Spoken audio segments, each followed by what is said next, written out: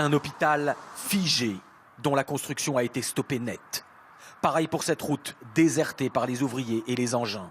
Partout dans le pays, des milliers de chantiers se sont arrêtés après l'écroulement du géant du BTP britannique Carillion. En un week-end, la compagnie qui accumulait les dettes depuis un an a fait faillite. Le gouvernement n'a pas réussi à la sauver, laissant sous le choc 43 000 employés dans le monde, dont 20 000 au Royaume-Uni. Il y a des dizaines de milliers de travailleurs dont les emplois sont en jeu. Leurs vies entières sont remises en cause. C'est un scandale, et un scandale qui incombe au gouvernement. Carillion était surnommée l'entreprise qui fait tourner le Royaume-Uni.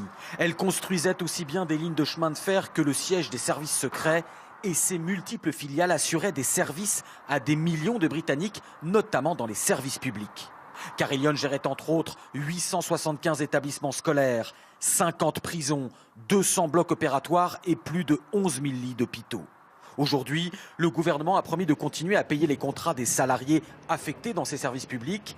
Mais pour les autres employés et les sous-traitants, ceux dans les chantiers par exemple, l'État ne leur viendra en aide que pour 2 jours de salaire, c'est-à-dire jusqu'à jeudi soir seulement.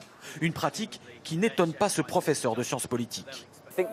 Chez nous, on dit « swim or sink », on nage ou on coule.